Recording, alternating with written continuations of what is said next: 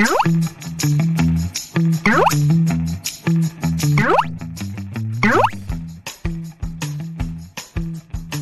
mga katek! Welcome back ulit sa ating YouTube channel. May gagawin tayong G20 na amplifier. Ito, iba naman ang naging issue nito. May pumutok daw, sabi nung customer natin eh. Okay, tingnan natin yung laman nito kung ano nangyari. Yan, nakakarton pa siya. Kakabili pa lang daw niya, tapos sabi niya, pumutok daw. Ay, hindi na rin daw niya maisauli kasi hindi daw niya nabidyohan. Okay, try natin, no? Pagka may pumuputok na ganito, ang pinaka-safe na gawin natin, bago natin isaksak yung AC cord, buksan muna natin to para malaman natin kung ano ba yung sinasabi ng customer natin na may sumabog na daw. Pero bago natin buksan to, huwag nyo pong kalilimutan mag-subscribe. Click nyo na rin po yung ating notification bell button para updated po kayo sa ating video. Mag-upload din po tayo sa ating Facebook page na West Jojo Tech. Paki-follow na lang po yung ating channel. Okay, may 3 tornilyo lang naman yan dito para mabuksan.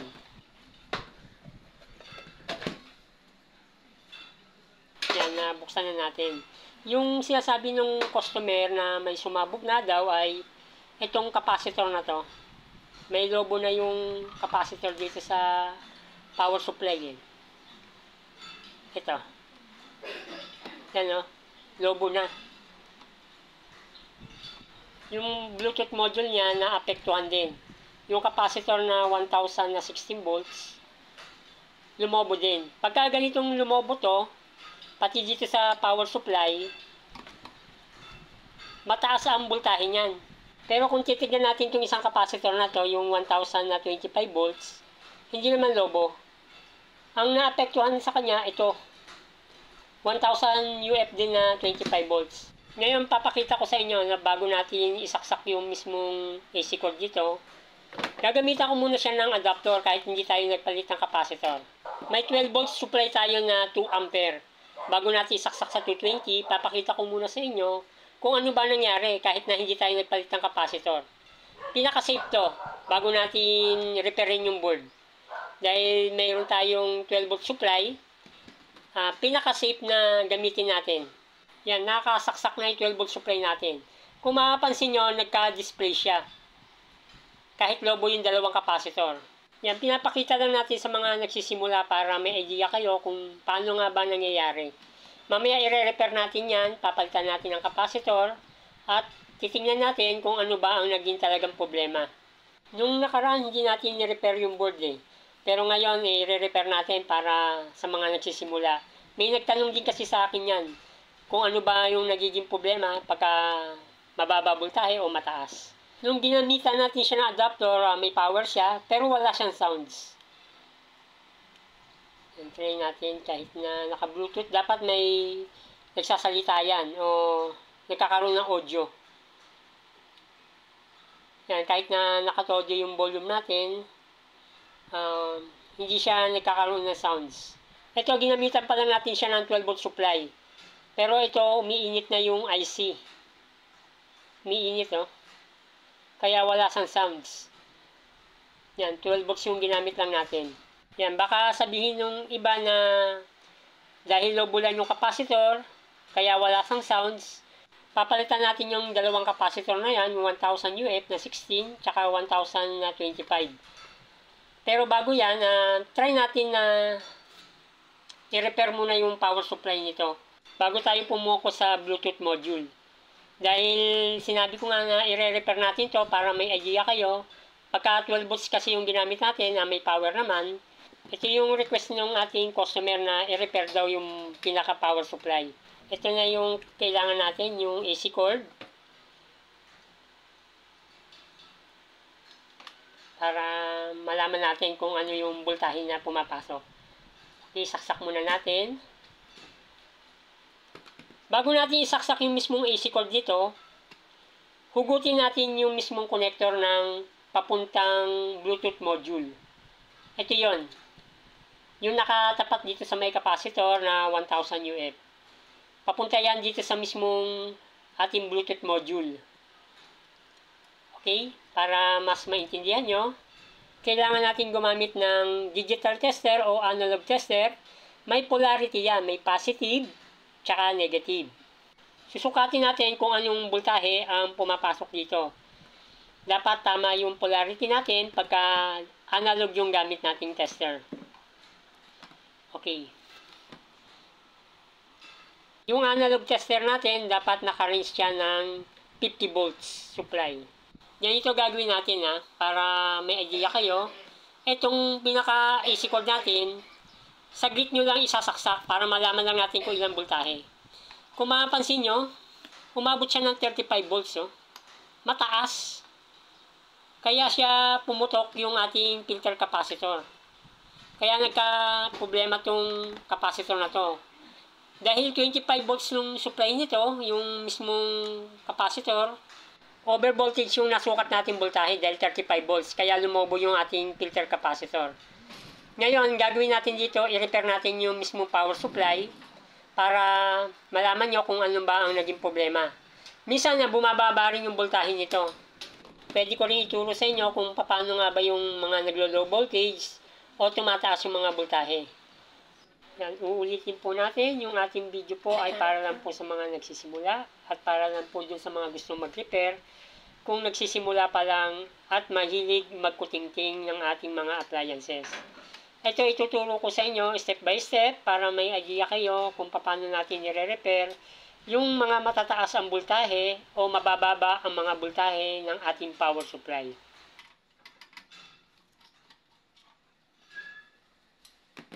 Yan, kung baguhan ka pala mag-repair, pwede mo na hindi kalasin. Pero ito, kakalasin ko muna yung mga connector nito para mas maintindihan ng mga mas nakakarami. Dahil may mga connector lang naman to at hindi rin kayo maliligaw, pwede natin kalasin dahil iba-iba naman yung itsura ng connector nito. Yan, pinapaliwanag natin sa mga nagsisimula. Dahil iba-iba naman yung connector nito, yan, hindi kayo maliligaw. Ngayon, pinalas ko lang to para mas maintindihan nyo, para mas maliwanagan yung mga nanonood sa atin.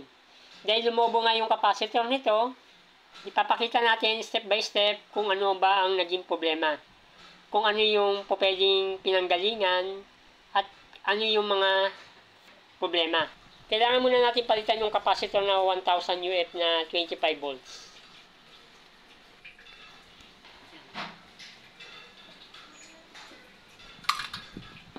Pagka nakalasan natin, pwede na natin palitan ng capacitor yan na 1000 UF na 25 volts. Kung wala kayong 25 volts, pwede rin yung 35. Katulad nito, mas malaki yung capacitor. Pero parehas ng 1000 UF. Okay? Pero ubra yan. Ubrang-ubra yan. Yan. Basta same capacitance, mas mataas yung voltahe, pwede natin gamitin yung mga ganitong capacitor. Step by step na natin i-repair para sa mga nagsisimula. Pagka napalitan na natin ng filter capacitor, wag natin muna isasaksak. Hanapin natin kung ano ba nga ang naging problema kaya pumutok yung ating filter capacitor. Isang dahilan, itong Zener diode. Isa naglo-low voltage, isa nag-high voltage. Ang voltahe ng Zener diode na to ay 13 volts. Yan, may nakasulat siyang 13 na 1/2 watts. Pagka bumaba yung Zener diode natin na yan, pwedeng mag-low voltage. Pagka nag-open naman yung diode na to, high voltage yun, o kaya resistor na yan, pwede rin ang gagaling dito sa ating optocoupler. Yan yung mga pinanggagalingan kung bakit tumataas yung mga voltahe. Una natin i-check yung Zener diode. Tanggalin muna natin yung isang terminal. Yung isang terminal, tatanggalin natin dito, kumbaga iyahang natin. Isa lang. Tapos sukatin natin yung voltahe nito. Kung ilan ba yung voltahe na pumapasok dito sa Zener diode na to. Kung may digital tester kayo, mas maganda. Kasi mas accurate kung makikita natin kung ilang voltahe talaga pumapasok dito sa mismong Zener diode. Okay, set muna natin. Yan, naka-display yung digital natin na backlight tester. Okay. Isa ba? Ngayon, sukatin natin itong voltahe. Kung ilang voltahe yung pumapasok dito sa zener diode. Yan, no? Kung mapapansin nyo, normal yung voltahe. Nasa 14 volts. Ibig sabihin na ubra pa itong zener diode na to. Okay? Okay pa siya. Kaya pwede natin ibalik itong zener diode.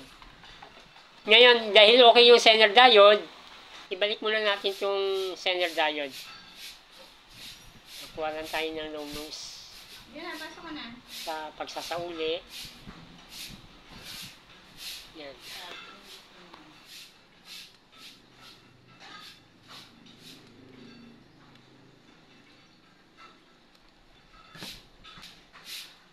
Dahil okay yung zener diode, sinauli muna natin. Okay. Yan, pinapakita ko lang kung ano yung voltahe na pumapasok sa zener diode.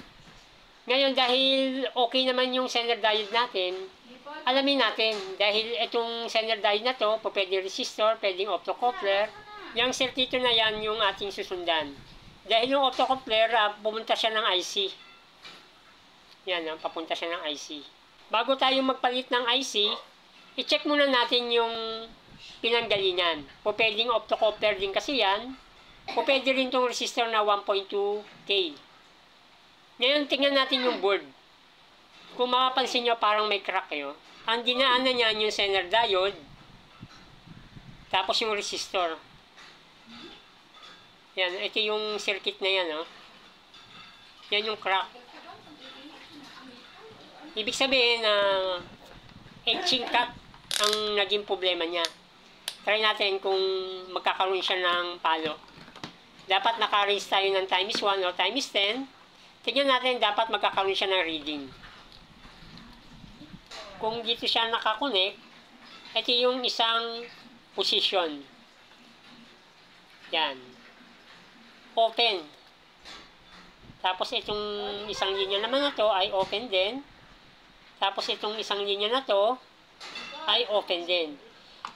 Yan ang naging problema, kaya tumaas ang voltahe. Kaya umabot siya ng 35 volts yung supply. Yan, dapat alam niyo yung mga gagawin nyo. Katulad dito, etching cut lang pala ang sira, kaya tumaas yung voltahe. Katulad dito, may crack. Ibig sabihin na sa mga nag-a-assemble ng mga unit natin, kaya nagka-problema yan. Ang solusyon para maayos natin yan, yung mismong nakat na board, kakaskasin natin yung copper. Yung layout. Idudugtong lang natin yung naputol na linya. Kahit na blade lang yung gamitin nyo. Ubra naman. Dapat malinis yung pagkakakaskas natin para kumapit yung mismong lead. Yan, dapat ganyan. Yung kinaskas natin, hihinangin natin. Huwag nyo lang pagdidikit-dikitin yung tatlong linya. Dahil magkakaproblema pagka sinort natin lahat yun. Dapat hindi siya dikit-dikit. Okay, tapos idudugtong natin siya ng wire. Ang magandang pangdugtong yung mga stranded wire. Yan, kahit na 2 hibla o 3 hibla. Depende sa copper na idudugtong natin. Pero ito, mga 3 hibla yung pinagsama-sama ko. Tapos hinangin natin. Yan, pagka nahinang na natin, pwede na natin i-connect yung isa-isa dun sa naputol na copper.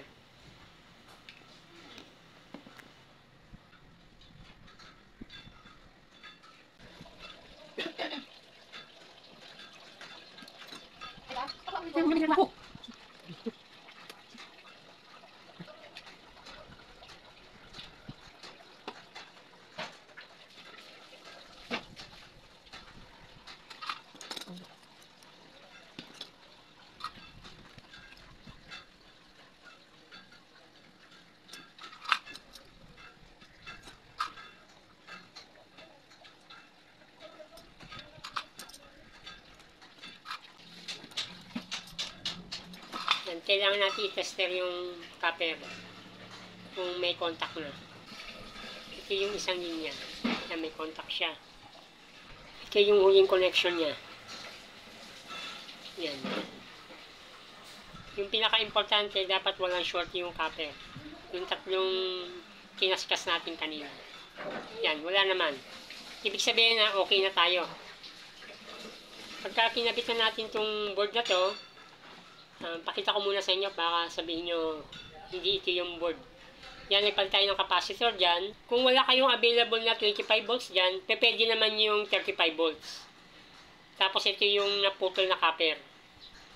Ngayon, tarayin natin. Sa pagkakabit nito, dapat naka-on muna yung switch natin para hindi na natin i-on off. Tapos ito yung switch niya. Kukonek lang natin dito sa connector na to. Okay, tapos sasaksak na natin yung AC cord.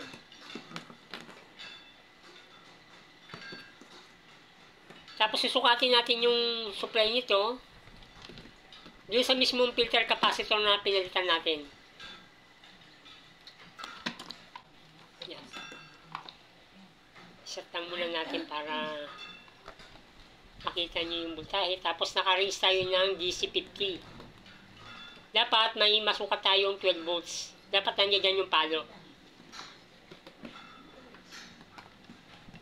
Huwag lang lalagpas ng 16. Normal yung voltahe. Okay siya. Yan, yung filter capacitor, dito tayo magkoconnect. Yung may polarity dito, pagka analog tester yung ginamit natin. Pero kung digital, kahit magkabaliktad, makikita na natin yung reading. Yan. Tapos saksak natin. Yan, usad natin to. Natin to.